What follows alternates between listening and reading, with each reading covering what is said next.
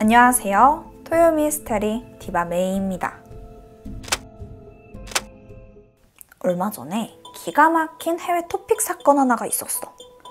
주인공은 22살이던 이 남자인데 진짜 얼마 전인 10월 20일에 폴란드 바르샤바에서 늦지막히 쇼핑몰 안으로 들어가더니 한 의류 가게 앞에서 우뚝 쓴 거야.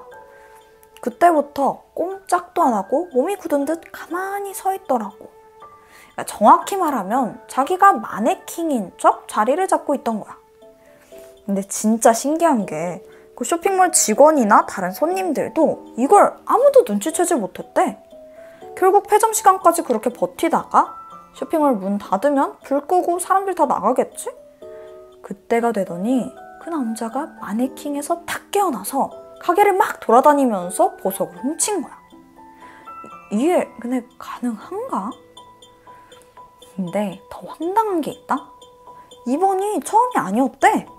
상습적으로 다른 몰에서도 이렇게 폐점할 때까지 기다리다가 문을 닫으면 이것저것 훔쳐왔다고 해. 그러면서 반쯤 열린 셔터 아래로 이렇게 기어가는 모습이 포착되기도 했었었고. 진짜 세상에 아주 별별 사람이 다 있지? 아니, 무슨 도둑질 하겠다고 마네킹인 척 한 것도 웃긴데, 그러니까 주변 사람들도 그냥 그러려니 하고 넘어간 것도 좀 이상해. 어쨌든 오늘 스토리의 주제는 마네킹이야. 여기 또 다른 마네킹이 있어. 멕시코 북부 치아와주에 평범한 웨딩샵이 하나 있는데 여긴 항상 관광객들로 붐빈다고 해. 아니 무슨 웨딩샵에 관광객이 볼 일이 있나 싶지? 그 이유는 바로 의문의 마네킹 때문이야. 이 마네킹이 처음 웨딩숍에 등장한 건 지금으로부터 90년 전인 1930년 3월이야. 맨 처음 마네킹이 등장했을 때 동네 주민들은 바로 모두 술렁거렸어. 왜냐면 이 마네킹이 웨딩숍의 주인 파스쿠알라의 딸과 너무나 닮아 있었거든. 근데 생각해봐. 1930년에는 마네킹 제작 기술이 좀 정교하게 발달됐을 때는 아니었거든. 그래서 대부분 좀 조잡한 느낌이었었고. 근데 이건 좀 달랐어. 속눈썹도 한 올 한 올 올라가 있었었고 눈, 코, 입이 진짜 사람처럼 굉장히 디테일했고 게다가 눈에 띄는 건 그 손가락 마디마디가 진짜 사람 손 같은 거야. 생각해보면 단순히 웨딩드레스 입혀놓는 그 전시용 마네킹을 굳이 손톱이랑 그 손가락 하나하나까지 이렇게 사람처럼 만드는 거는 좀 오바잖아. 아니, 그때는 그럴 기술도 없었었고. 사실 여기에는 사연이 있었어. 웨딩숍의 주인인 파스쿠알라에게는 메스파르사라는 딸이 있었어. 근데 그 딸이 결혼식을 하루 앞두고 독거미에 물려서 사망한 거야. 그렇게 허망하게 딸을 잃고 파스쿠알라는 엄청 충격받아서 한 달 넘게 웨딩숍 문을 닫기도 했었대. 근데 다시 한 달 만에 문을 열었을 때 딸 메스파르사랑 너무나 닮은 마네킹이 등장한 거지. 그래서 사람들은 혹시 자기 딸을 미라로 박제한 거 아니냐 이런 소문이 돌기도 했었어. 주인은 아니라고 반박했지만 의혹은 계속됐지. 왜냐면 그 웨딩숍의 다른 직원들은 이 마네킹에 아예 손도 댈 수 없었고 파스쿠알라만 애지중지 그 마네킹을 관리했었다는 거야. 자, 다시 한번 그 마네킹의 손을 보면 이게 너무 사람 손 같아. 그 주름부터 해가지고 손톱 모양까지 아무리 봐도 그때의 기술로 만들었다고는 도저히 믿을 수가 없는 거지. 어쨌든 시간이 지나서 파스쿠알라가 사망하고 그 웨딩숍의 주인이 바뀌었지만 어쩐 일인지 이 마네킹은 여전히 전시되어 있다고 해. 그럼 지금 1930년대부터 지금까지 쭉 보존됐다는 거잖아. 그렇다 보니까 또 의혹이 나오는데 여기 위치가 사막으로 둘러싸인 곳이어서 굉장히 건조한 날씨거든.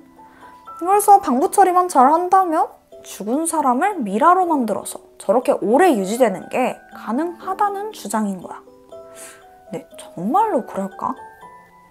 어쨌든 그 실체를 알 수 없는 마네킹 덕분인지 이곳은 멕시코에서 나름 관광지가 되어버렸대. 그 마네킹에 대한 논란은 아직까지도 계속되고 있어. 자, 다음으로는 아주 오래전에 시카님이 방송 초기에도 한번 다룬 적이 있는 사건이야. 나 이거 그때 듣고 진짜 엄청 충격이었는데 이 사건 기억나면 그건 진짜 토미 찐팬 인정. 어쨌든 이번에는 디바메이 버전으로 다시 한번 얘기해볼게. 이것도 1930년대 사건이야. 칼본 코셀 박사가 본명이 칼 텐즐러인데 미국 플로리다주 병원에서 일하고 있었어. 그래서 방사선 전문의로 근무하고 있었다고 해. 겉으로 봤을 때는 그냥 평범한 사람인데 사실 좀 자기만의 망상에 빠져있는 듯 했었어. 칼은 10대 때부터 자기한테 분명 운명의 상대가 있고 또 그녀의 환영을 자기가 직접 본 적이 있다고 믿고 있었어. 그 환영 속의 여성은 검은 머리인데 외모가 엄청 아름다웠대. 칼은 이 사람이 진짜 내 운명이구나 뭐 이렇게 믿으면서 거의 평생 동안 집착을 했었던 거지. 그러던 어느 날 칼이 평소처럼 병원에 출근해서 일을 하고 있다가 한 곳에 시선이 딱 멈춰버렸어. 왜냐면 자기 앞에 그 운명의 여성이 나타난 거야. 그녀는 당시 22살이던 마리아 엘레나 요스였어. 이제 엘레나라고 부를게. 이 병원에 방문한 쿠박의 미국인인데 사실 그녀는 이미 지역에서 아름다운 외모로 유명했어. 특히 그 윤기나는 검은 머리카락에 뚜렷한 이목구비가 엄청 매력적이었지. 칼은 한눈에 그녀한테 반하게 돼. 아니, 사실 그 이상이었지. 이후 엘레나에 대해서 막 캐기 시작하는데 보니까 결핵 때문에 이 병원에 입원한 거더라고. 근데 사실 1931년 당시만 해도 백신이 개발되기 전이라 결핵 판정을 받았다는 건 곧 사망 선고라고 할 정도로 아주 치명적인 병이었어. 이걸 알게 된 칼은 자청해서 그 엘레나의 완치를 위해서 밤낮으로 그녀를 돌보기 시작해. 게다가 그는 당시에 세균 관련해서 연구원으로도 일하고 있었거든. 운명의 그녀를 살리기 위해서 아주 치료제 연구에 미친 듯이 매달린 거야. 그게 어느 정도였냐면 다른 의사들도 쉽게 구하기 힘든 뭐 그런 특수 의약품들을 구해가지고 엘레나한테 막 주기도 하고 그랬었대. 처음엔 너무 과하게 신경 써주는 그 칼의 행동에 당황하던 엘레나도 결국 지극정성으로 자기 치료에 힘써주는 칼한테 점점 마음을 열고 마침내 둘은 그 연인 관계로 발전하게 돼. 하지만 그녀에게 시간은 별로 없었었지. 그녀가 입원한 지 3개월이 되던 1931년 10월 엘레나는 결핵을 이겨내지 못하고 안타깝게 사망했어. 한편 한평생을 기다려온 그 운명의 상대를 너무 빨리 떠나보낸 칼은 엄청난 슬픔에 빠졌지.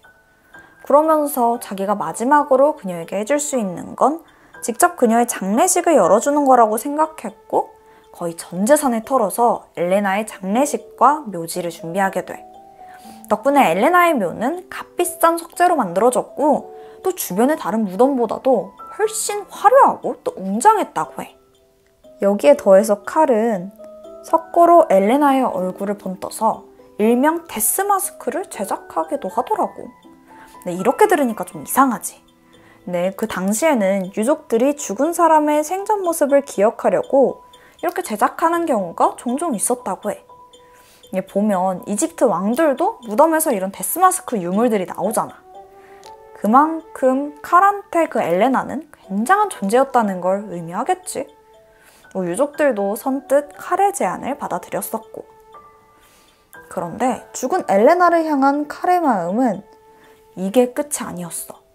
그 장례식이 끝난 후에도 칼은 매일같이 무덤을 찾아가서 한참 동안 눈물을 흘리다가 겨우 돌아가고는 했었었대.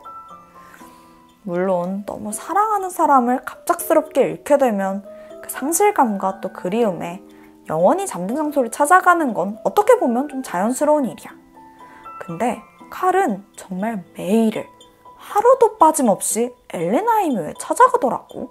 유가족과 동네 주민들은 이런 칼의 행동에 걱정 반 놀라움 반 심지어 깊은 감동까지 느끼기 시작해. 묵묵히 엘레나의 묘지를 찾아와서 주변을 정리하고 또 그녀를 그리워하는 칼의 모습은 그야말로 죽음도 갈라놓을 수 없는 세기의 사랑처럼 비춰졌지. 한 달, 두 달, 그렇게 1년이 지났어. 칼은 여전히 하루도 빠짐없이 엘레나의 무덤을 찾았고 그게 무려 2년이나 지속돼. 그런데 어느 날부터인가 칼이 그 무덤의 발길을 딱 끊어버리는 거야. 아니 2년 동안 하루가 멀다 하고 그렇게 오다가 전혀 방문을 안 하니까 이제 동네 사람들은 아휴 드디어 마음 떠났구만 하고 혀를 차기도 하고 그래도 할 만큼 했지 하면서 이해하는 듯 했어. 사실 엘레나의 유족들도 칼이 갑자기 변하니까 그게 좀 마음에 걸리긴 했었거든.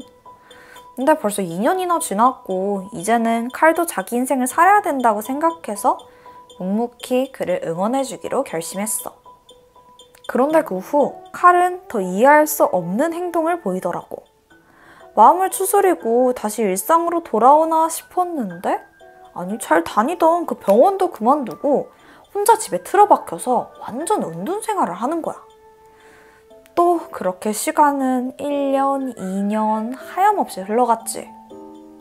그러다가 1940년인데 늦은 밤 한 소년이 집으로 돌아가고 있었어. 우연히 칼집 앞을 지나가는데 반쯤 열린 그 창문 틈새로 아주 이상한 광경을 목격하게 돼. 아무도 없는 그 집에서 칼 혼자 웬 인형을 안고 춤을 추고 있는 거야. 이 이상한 모습을 보고 소녀는 집으로 돌아가서 가족들에게 이 이야기를 했고 금세 동네 주민들한테 이 소문이 쫙 퍼졌어. 사람들은 칼이 이제 정신이 나갔다. 아니, 결국 미쳐버린 거 아니냐 하면서 수군댔지. 결국 이 이야기는 엘레나의 친언니의 귀에까지 들어가게 돼. 죽은 동생을 너무나 사랑했던 그 남자가 점점 망가져가는 모습이 너무 안타까웠던 언니는 직접 가서 위로를 해줘야겠다 싶어서 칼의 집을 방문하기로 결심했어. 똑똑하고 칼의 집 문을 두드렸지만 집 안에서는 아무런 소리도 없더라고. 언니는 무심코 대문을 슬쩍 밀었는데 마침 잠겨있지 않았는지 그대로 문이 스르르 열리는 거야. 계세요? 계세요, 칼? 엘레나의 언니는 칼을 부르면서 조심스럽게 집 안으로 들어갔어. 근데 그때 진한 방향제의 냄새가 그녀의 코끝을 자극하더라고. 아니, 무슨 향수를 쏟은 것처럼 온갖 냄새가 다 섞여가지고 아주 머리가 아플 정도로 진동을 하는 거야. 이게 도저히 못 참겠어서 최대한 숨을 참으면서 칼이 있을 만한 침실로 들어갔어. 그곳에는 예상대로 칼이 침대에 잠들어 있는 듯 했더라고. 그리고 칼의 옆에는 어쩌면 며칠 전 그 동네 소년이 목격한 것과 같은 그 인형. 아니 정확히는 여성의 모양을 한 마네킹이 칼과 나란히 침대에 누워 있었지. 그 기괴한 모습에 엘레나의 언니는 그 마네킹을 자세히 살펴봤었어. 피부는 왁스로 씌워져 있었고 또 눈동자를 대신해서 유리 구슬이 박혀져 있었는데 의심할 여지가 없는 마네킹이 분명해. 그런데 단 한 가지 뭔가 이상한 점이 있었는데 그 마네킹이 입고 있는 옷이 엘레나의 옷이더라고. 그 후에 얼마 지나지 않아서 칼의 집으로 경찰이 들이닥쳤어. 칼은 체포되기 그 직전에도 의문의 마네킹에서 떨어지지 않으려고 했었대. 근데 그 혐의가 뭐였는 줄 알아? 바로 시체 은닉죄였어. 칼이 밤마다 들고 춤을 추던 그 마네킹은 바로 엘레나의 주검이었던 거야. 아니, 잠깐만. 근데 생각해보면 그녀가 죽은 지 거의 10년 가까이 됐잖아. 근데 어떻게 부패하지도 않고 그 마네킹으로 보존이 될 수 있었던 거야? 아니 그것보다 애초에 칼이 어떻게 엘레나의 주검을 집으로 가져올 수 있었던 걸까? 자, 엘레나가 묘지에 묻힌 지 2년째가 되는 해로 돌아가 보면 칼은 야심한 밤 몰래 엘레나의 묘지에 잠입해서 그녀의 무덤을 파고 엘레나의 주검을 꺼내. 그러더니 작은 수레에 실어서 그대로 자기 집으로 옮겨온 거야. 엘레나를 집으로 데려왔으니까 더 이상 그 묘지에 갈 이유는 없었던 거고 이미 엘레나의 주검은 꽤 부패가 진행돼 있었지만 칼은 개의치 않았어. 우선 옷걸이를 사용해서 그녀의 골격을 만들었고 그녀의 눈에는 유리구슬을 대신 넣었지. 또한 이미 썩어버린 그 피부에는 왁스로 코팅한 천을 덮고 몸에는 마치 인형처럼 막 헝겊을 채워놓은 다음에 마지막으로 가발을 얹었어. 그렇게 자신만을 위한 섬뜩한 마네킹을 만든 거야. 그래도 일단 시신이잖아. 그 부패하는 냄새를 막을 순 없었거든. 그래서 향수, 꽃, 소독제, 보존제까지 총동원해서 그 냄새를 가리려고 했었지. 그래서 칼의 집에서 그렇게 지독한 그 방향자 냄새가 진동했었던 거고. 칼은 엘레나를 마네킹으로 만들어서 7년 동안이나 자기 집에서 함께 지내게 돼. 엘레나의 언니는 당연히 그 마네킹을 보자마자 자기 동생이라고 깨달았고 즉시 경찰에 신고를 했던 거야. 경찰은 칼의 마네킹을 회수해서 부검에 들어갔는데 예상대로 마네킹에서는 그 부패한 뼈와 신체 조각 등이 검출됐었지. 그러니까 엘레나가 맞았던 거야. 근데 체포된 칼의 반응은 황당하더라고. 경찰이 도대체 왜 그랬냐고 물어보니까 하는 말이 뭔지 알아? 엘레나가 밤마다 내 꿈에 나타나서 무덤에서 꺼내달라고 애원했다. 나는 그냥 그녀의 소원을 들어준 것뿐이다. 이러더라고. 이거 문제가 너무 심각해. 결국 그는 정신감정까지 받는데 그 결과가 충격적이야. 왜냐면 정신적으로는 아무런 문제가 없다는 거지. 근데 문제도 없는 사람이 시체를 발굴해서 마네킹으로 만들고 그거를 무슨 엘레나의 분신처럼 생각한 게 이게 제정신일 수가 있나? 그런데 유족들을 더 분노케 한 일은 따로 있었는데 바로 공소시효였어. 칼이 엘레나의 시신을 은닉한 게 7년 전의 일이잖아. 그가 체포됐을 때는 이미 해당 범죄에 대한 공소시효가 지났던 거야. 칼은 결국 무죄로 석방돼. 근데 이게 끝이 아니야. 경찰은 이 사건으로 뭔가 주목을 좀 끌고 싶었나 봐. 뜬금없이 엘레나의 마네킹, 그러니까 그녀의 주검을 지역 장례식장에다가 전시를 하더니 일반 대중들에게까지 공개를 해. 이거는 거의 모독이잖아. 그 와중에 그 마네킹 보겠다고 세상에 무슨 7,000명이 미친 듯이 몰려들기도 했었고. 이 사건은 칼에 대한 솜방망이 처벌부터 고인에 대한 어떤 예의까지도 전혀 찾아볼 수가 없었어. 아이러니하게도 칼은 재판 기간 동안 많은 대중들에게 동정표를 받았고 일부는 그를 낭만적인 사랑꾼이라고 부르기도 했어. 근데 이건 엄연한 범죄야. 한 여자에 대한 광기 어린 집착이 만들어낸 끔찍한 범죄. 과연 이걸 사랑이라는 이름으로 포장을 할 수 있을까? 마네킹이 아무래도 인간하고 똑같이 만들어진 거다 보니까 그 관련된 사건이나 괴담은 더 큰 공포심을 유발하는 것 같아. 사실 나도 마네킹을 많이 보고 있으면 좀 왠지 모르게 오싹할 때가 있거든. 알아. 근데 사실 그 길거리에서 보면 아무 생각도 안 들지? 근데 방 안에 여러분이랑 마네킹이랑 단 둘이 있다고 생각해봐. 무섭잖아. 자, 내가 준비한 마네킹 스토리는 여기까지야. 나는 새로운 이야기로 다음 주에 찾아올게. 지금까지 토요 미스테리 디바메이였습니다.